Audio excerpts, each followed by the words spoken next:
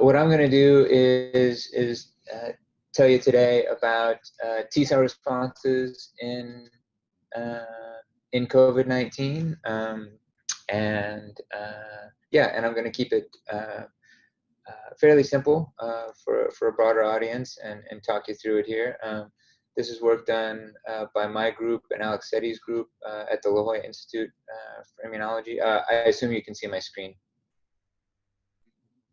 Yeah, that's perfect. That's great. So LJI is basically a freestanding, we're a nonprofit, and we're basically a freestanding immunology department on the UCSD campus. And we just recently published this paper, and I'm going to talk you through that work.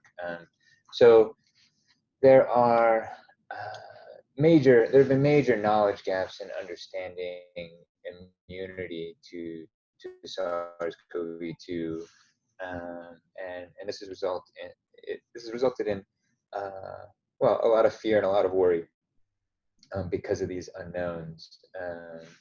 And big questions have been, how much of an adaptive immune response is there to COVID-19? How long does immunological memory last? And what kind of immunity is important against COVID-19? And these have important implications for the pandemic itself, as well as vaccine design. And from a vaccine design perspective, the normal way people approach vaccine development is you largely try and you frequently try and mimic natural immunity. And so if the human immune system normally deals well with a given pathogen, it's a good candidate for a vaccine. And COVID-19 fits that criteria, right? It's an acute infection that resolves or cures in most people, suggesting that people make a sufficient and protective adaptive immune response to it.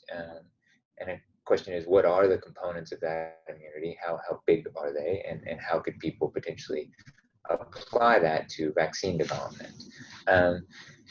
Really, your adaptive immune system really falls into three general categories: antibodies, helper T cells, and killer T cells. Antibodies are important in almost all currently licensed human vaccines, and certainly neutralizing antibodies against COVID-19 have been reported in infected individuals. Helper T cells are critical for antibody responses. You're not going to get any neutralizing antibodies against COVID-19 without the helper T cells, and so knowing are these actually responding in most people is important. And just relating back to classic SARS, CD4 T cells were shown by Perlman and others that CD4 T cells can also actually protect independently of antibodies in SARS mouse models. And last but not least, the killer T cells, antibodies can take care of virus outside of cells, but you really need the killer T cells to take care of virus inside of cells. And it's been shown many different ways that CD8s are important in a variety of viral infections. And for both of the T cells, there's now an anecdotal publication out of Italy that two people who are A-gamma globulin-anemic, okay, so no B cells, no ability to make an antibody response, those individuals survived COVID-19, suggesting that T cells can play a successful and dominant role in protection from this disease, at least in some individuals. So we wanted to try and establish a benchmark of measurements of adaptive immune responses. And this is harder for T cells than for antibodies, because what T cells recognize are epitopes, small peptide epitopes that could come from anywhere within the virus, and they will vary from person to person. And of course, the assays involved have to use live cells from infected individuals. Alex Setti here at LJI, my collaborator, really, he's probably the world's top expert on predicting and mapping T cell epitopes over the years. And so we focused on trying to collect appropriate patient samples and get those samples to him to look for epitope-specific responses, and then we looked at the T cell biology together. So for this study, as a starting point, we considered several key parameters. One was we wanted to measure immune responses in average COVID-19 cases, and the average COVID-19 case does not require hospitalization. And so we focused on non-hospitalized people who had, essentially flu-like symptoms, had self-limiting disease, and then we measured their immune response after symptoms were gone. So were there memory cells when we look at convalescent cases, and we think that's a key benchmark to establish for what a normal immune response looks like to COVID-19. Our preference with T-cell assays is to start with cytokine agnostic assays, because in a new disease like COVID-19, it's not clear which cytokine responses may be dominant, if at all, and so being agnostic regarding that gives us a better assessment of what the overall magnitude of the CD4 responses are. And then third, we wanted to use both predicted epitopes, but really full genome spanning peptide pools, so that we could know that we were seeing the full picture and not just some unknown piece of the picture. Okay, so with those in mind, we proceeded with the study. We started by enrolling about 20 patients who, again, were non-hospitalized, had COVID-19 disease, and resolved. All of these individuals were PCR confirmed positive in the acute phase. And we saw that they all indeed seroconverted and made anti-RBD IgG responses, and the majority made IgM and IgA responses as well. In terms of the T-cell assays that we use, a number of labs have started using these approaches of being cytokine agnostic. T-cells respond to antigen by making a variety of different cytokines, but also by expressing various surface activation markers. And so we refer to these as AIM assays, activation-induced marker assays. And we found TFH cells are the type of CD4 T cell that are required to help B cells. And those T cells are notoriously stingy cytokine producers. And so we found, for example, that cytokine assays tend to miss 98% of that category of CD4 T cells. And that category of CD4 T cells is essential for antibody responses. And we also found with Alex in the context of pertussis vaccine that we got a much better picture of what the vaccine elicited responses were with this type of assay. And so we applied that assay to people infected with SARS-CoV-2, and this is what that type of raw data look like. And the summary is really shown here, that in 100% of people we saw IgG, 80% IgA, and 100% of the people had virus-specific CD4 T cell responses. 70% had detectable CD8 T cell responses in the convalescence phase. And overall, we consider that good news. When this is the first study reporting antigen-specific measurements of antibody CD4s and CD8s to this virus, as well as on top of that, doing so in non-hospitalized patients. And generally, the outcomes were that it's antiviral immunity that matches expectations. This is largely what we would expect to see when a person was exposed to a new respiratory viral infection of that sort of magnitude. And this knowledge can now be applied to other aspects of the disease. In addition to those measurements, the measurements did correlate in an important way between them. So, for example, the magnitude of the spike-specific CD4 T cell response correlated with the spike RBD domain IgG response, and so that suggests that the T cell help to the B cells was intact and proper. And in fact, that general topic is a specialty of my lab. We helped establish TFH cells as the key type of CD4s that are required for B cell help. And one of the things that's evolved is our understanding of those TFH cells, the T cells that help the antibodies, over the past 10 years now, from really those cells being being defined as such. And these cells are important. This is an animation summarizing the advancement in knowledge of this field over the past 10 years, that the TFH cells are required very early in infection for interacting with the B cells to stimulate the B cells to proliferate and divide. And then they are essential in the germinal centers, which is where B cells undergo mutation and proliferation and evolution to generate high affinity antibodies. And so without TFH cells, you don't have germinal centers and generally fail to get high affinity antibodies and memory. So again, at a first pass, that news is good.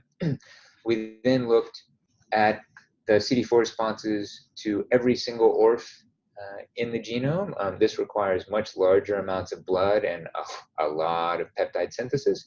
But Alex said he really felt like this was important, particularly for a first view of the virus, to know what parts of the virus are really being targeted.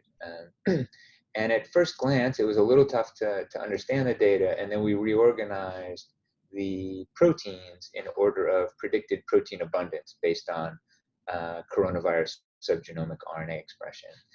And indeed, the proteins that are most highly expressed or predicted to be most highly expressed by the virus were indeed the proteins that are most highly recognized by CD4 T cell responses from COVID-19 patients, including M, N, and S. And largely, there's a relationship between predicted protein expression and the magnitude of the CD4 T cell responses to those different viral proteins.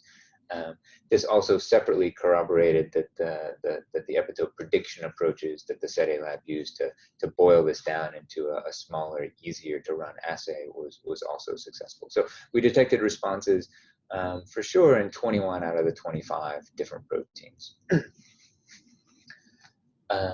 So we felt like all of that was key knowledge, important to get out there for people to get a sense of T and B cell responses to this virus.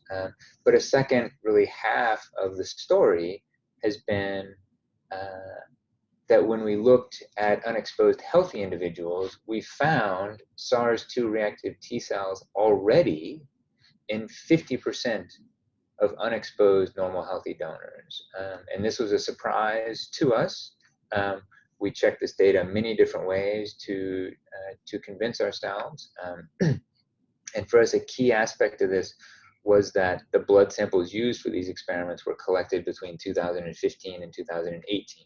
So there's no way any of these people have seen SARS-2 before, and yet they have memory T cells capable of recognizing multiple different SARS-2 antigens.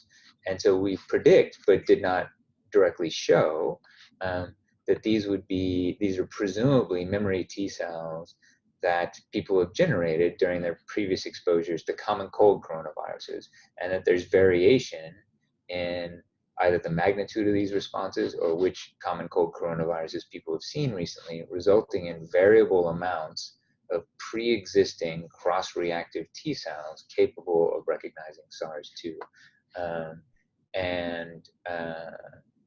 And Phil and colleagues in Germany have also seen similar things specifically for S. So there are multiple labs reporting that there are SARS-2 cross-reactive T cells in unexposed individuals. And I'll give you this as a sense, and we can potentially come back to it. This is actually the CDC data of quote-unquote common cold coronavirus circulation in the US, actually pretty much in the window of time that I was just describing.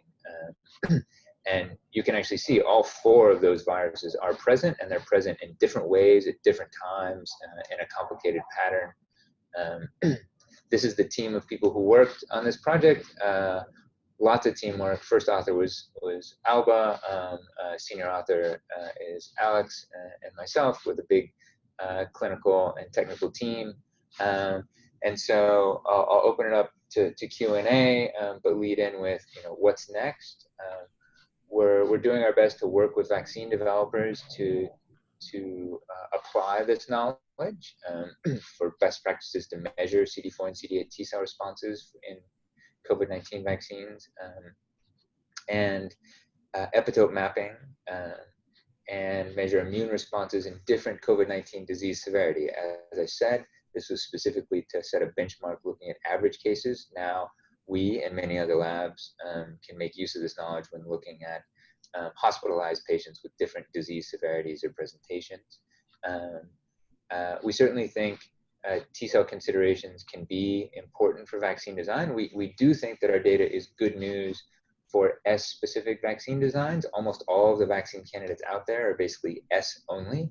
And so if it turned out in our studies that your average COVID-19 person really didn't make a CD4 T-cell response to S, or that it looked really strange, that would be very bad news for vaccine strategies. But we saw that S is actually well represented in an average COVID-19 case. And so that's positive news for most of the vaccine strategies.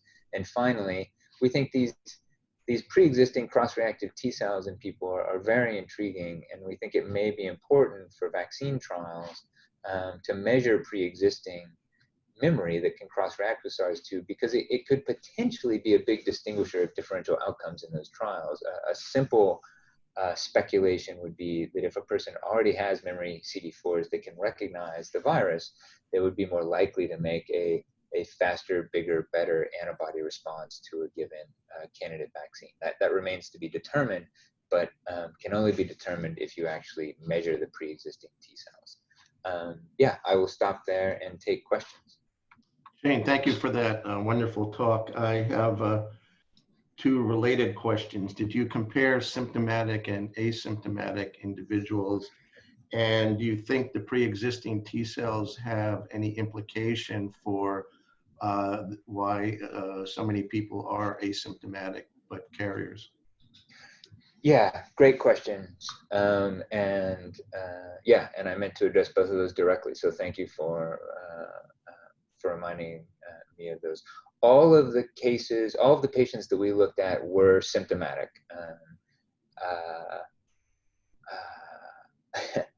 And my understanding is that it can be a pretty wide range of what people might define as asymptomatic, you know, but these people were PCR confirmed positive, and they had symptoms. We're definitely curious to see what would such responses look like in truly asymptomatic individuals. We don't currently have such samples. If anybody has such samples and would like to work with us, that would be great fun, or we can provide the peptides for people to do it themselves, because I definitely think asymptomatic individuals are very interesting and not well understood. The second question was exactly the pre-existing cross-reactive T cells in unexposed individuals, and we're seeing in about 50% of people. I specifically referred to how that might affect responses in vaccine trials, but absolutely the same speculation applies to COVID-19 disease severity itself. I think the simplest speculation would be that memory CD4 T cells aren't going to completely protect an individual, keep them from being infected.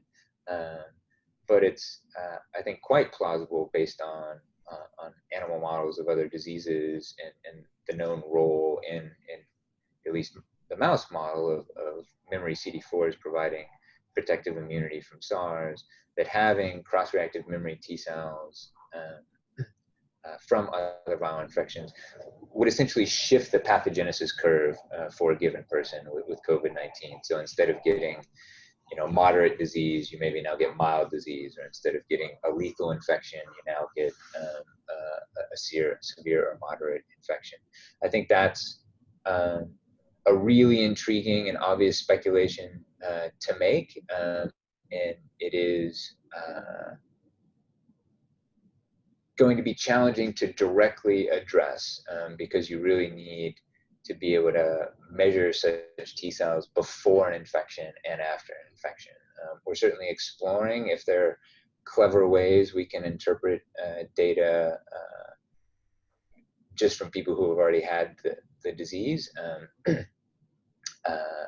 But otherwise, it's going to take some serious longitudinal studies to get at that. But yeah, exactly right. That is the speculation. Then there's also the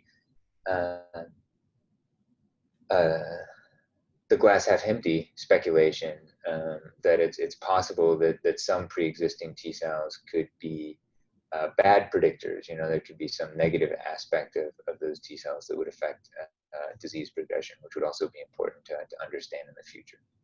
And we have a number of questions. Filippo, if you can unmute yourself, you can ask your question. Yeah, Andy, thank you. Yeah, just related to this discussion up to now, we're seeing, we've in the New York area, there's two aspects to this. One, we're seeing in the hardest hit areas, only, if you go measure antibodies randomly, only about 20% have, it never goes above 20%. And I'll get to the second part of the question, is that we've seen a lot of more anecdotal evidence of maybe people living together. One gets sick, one develops antibodies, the other person doesn't get sick and doesn't develop antibodies. Could the 50%, could your 50% be explaining this? I mean, could it be giving sufficient immunity that people actually don't get traditionally infected and don't develop IgGs? So it's, yeah, I mean, that's a great question. It's definitely hypothetically possible. So we've tried to be clear to people, right, that in the study that we've done, right, we have no data that directly speaks to immunity. Obviously, what we've done is we've measured T cells, are they present or absent? And what we're seeing is that there are T cells that are present in unexposed people that can recognize this virus. I was informed yesterday that one of the biggest papers in France reported that we had like proven that 50% of people were going to be fine. And we're like, oh God, that is not at all what we said.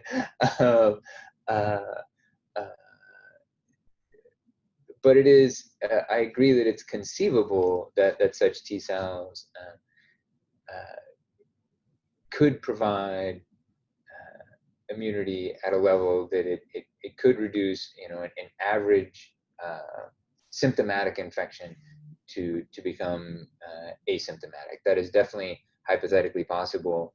And in our minds, the best ways to address that are, we've really got to get before and after measurements, or we have to be able to identify epitopes that can distinguish cross-reactive from de novo responses. And so we're certainly hard at work to try and generate both of those. We've been reaching out to people to ask, do people have longitudinal studies, right, of groups of people where perhaps we can capture people before and after COVID-19 and measure the T cells that are present. Those are the ways to actually get at that question.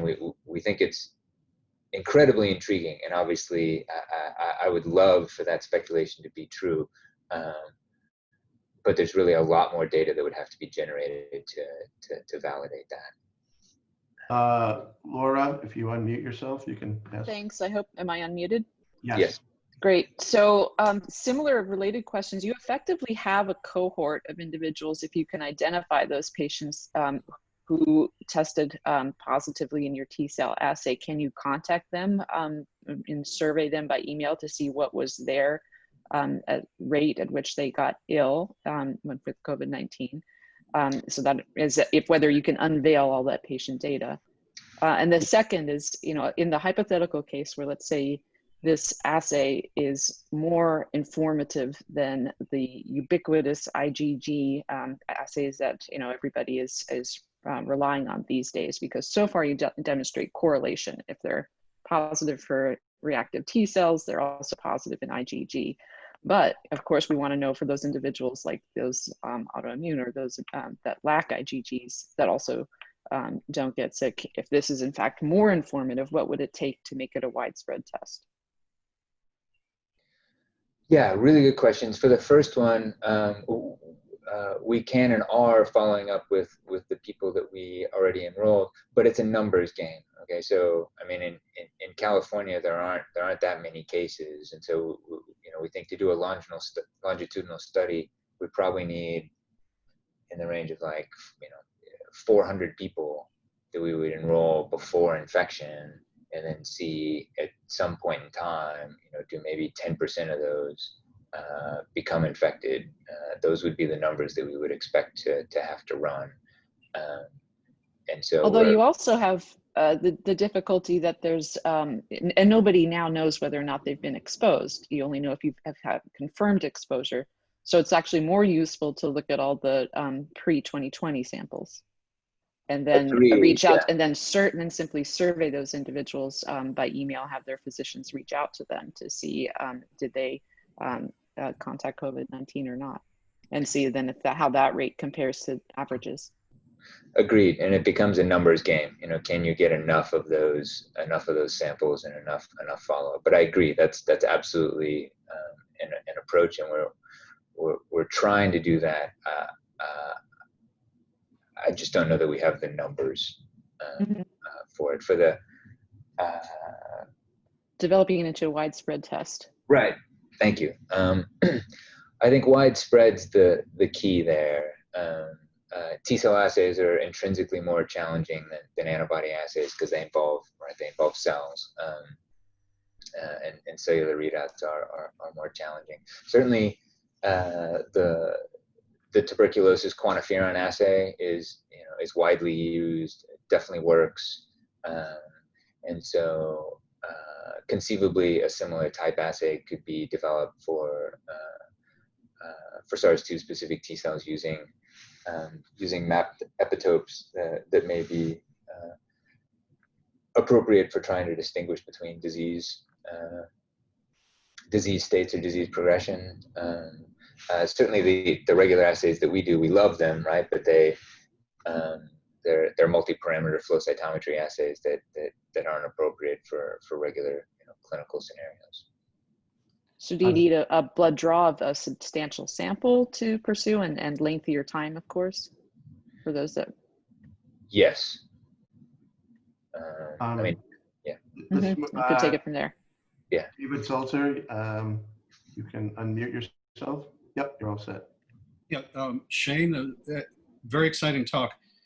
Can you tell us that now that you are deciphering which epitopes are featured by which HLAs in particular patients, is that going to allow you, or is it worth it to use this for individualized treatments, say individualized vaccines with epitopes that are particularly good for people with a particular HLA?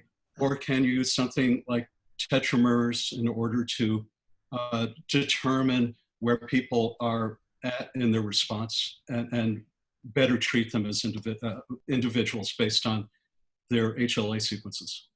Yeah, great questions. Certainly the SETI lab is actively mapping epitopes because there is a lot of value in knowing individual epitopes.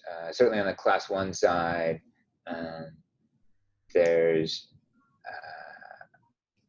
the epitopes can be predicted quite well and are recurrent, and so making tetramers or other reagents to more finely follow the responses is of value.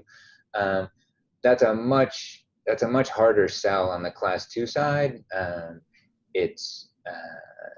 There's so much binding diversity and lack of great predictability for any given epitope in any given person, that I would say we were struck in a positive way by how broad the response is, even in this relatively small group of donors across quite a few different proteins of COVID-19, of SARS-2. And so finding a quote unquote, sort of magic epitope isn't needed. And also that any given epitope, even if somebody has a given HLA for class 2, there's a good chance they wouldn't respond to that specific epitope. And so it was good to see that there were broad responses across them. We're certainly exploring that, and particularly Alex's group is identifying as many epitopes as they possibly can, to try and get a sense of this, with certainly a lot of interest in S, predominantly from the vaccine side, right? With all of these vaccines focused on S, we would really want to know if there was anything odd about any particular epitopes that would need to be dealt with. But at the moment, our perspective is there's a broad number of epitopes, and it's probably best to focus on that breadth. But a very good question. Great, thank you very much. Rodney, you can unmute yourself. Yes, thanks, Shane. That was really very interesting. So, so Andy and Laura both asked both of my questions, but I had a third one, and the third one is, have you thought about looking at populations like in Hong Kong or in China to see what their CD4s look like, especially given that they may have been exposed to SARS-like viruses in advance, and maybe that's why things are not as bad there as they are here? Yeah, absolutely. I mean, that's a very interesting question, and a very interesting speculation. You know, like just looking at the U.S., right? We were wondering, well, okay, just in hypothetical fantasy land, what if it's one particular coronavirus that's particularly positively correlated or negative, or maybe in different regions of the country, right? These are circulating to different degrees. At least in the U.S., the coronavirus data is actually that for that period of time, the CDC divides the country into these 4 regions, and while there are fine scale differences, right, in the epidemiology there, not a lot. It was mostly the same, right? Same viruses peaked in each region in the same years. So at least in the U.S., that doesn't look to be regionalism doesn't look to be a distinguisher per se. But yes, outside of the U.S., I fully agree. We've talked with at least one group in Hong Kong that said, hey, your data look great. We'd love to look at these coronaviruses and others to see, you know, do people have different T cell reactivities to different coronaviruses or coronaviruses that aren't so widely spread?